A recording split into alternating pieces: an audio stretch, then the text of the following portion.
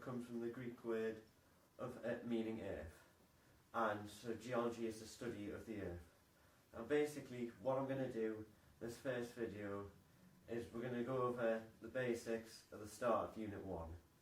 So these are very basic, so everyone will probably already know these. Definitions. Rocks are naturally occurring materials formed from minerals or rock fragments. Minerals are naturally occurring elements or compounds with fixed properties. And fossils are any preserved signs of past life more than 10,000 years ago. The three main types of rocks are igneous, sedimentary and metamorphic. Igneous rock is formed when rock melts into magma due to lots of heat and then solidifies back into rock. So igneous rock has a crystalline texture, it's interlocked like a mosaic, and random mineral orientation. Some examples are basalt, granite, obsidian, andesite, gabbro and pumice.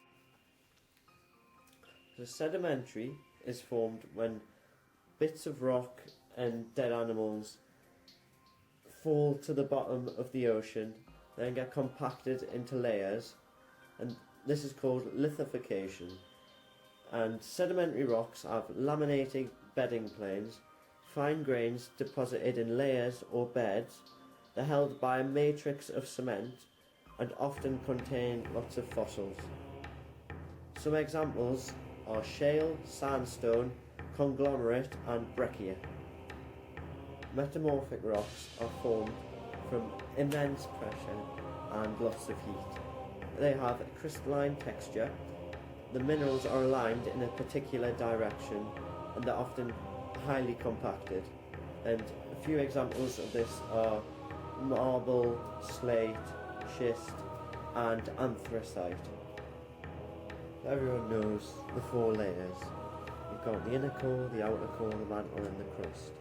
So the crust is solid rock, but it's very thin compared with the size of the whole Earth. It can be divided into continental and oceanic crust. So the boundary between crust and mantle is called the moho-rove discontinuity, or moho for short. So the mantle is mostly solid, but still has a bit of liquid in. The solid part is normally darkly coloured rocks. It's rich in magnesium and silicon, basalt basically. The parts of the mantle are slowly moving in a semi-plastic way because of currents produced by the heat and radioactivity decay. So the outer core is made of nickel and iron, and it is in liquid state due to extremely high temperatures.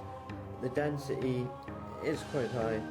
The Earth's magnetism is produced in this zone, and the diameter of the outer core is 6,330 kilometers. So the inner core is also made of nickel and iron, but is in a solid state due to pressures over 3 million times greater than those at the surface. So it has very big density and very high temperatures, but obviously a very small diameter of 2,530 kilometers.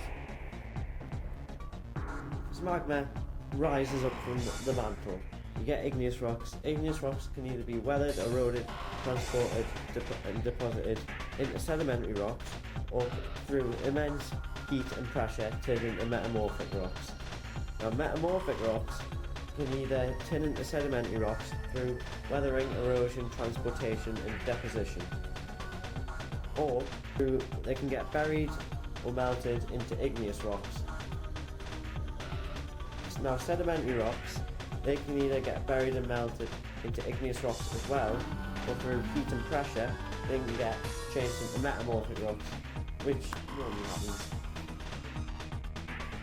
So there's actually 10 ways of identifying minerals. So there's shape, mineral colour, mineral streak, mineral luster, mineral hardness, mineral cleavage and fracture, reaction with acid, mineral density / specific gravity, mineral magnetism and mineral taste. It's probably best if you don't try tasting minerals though.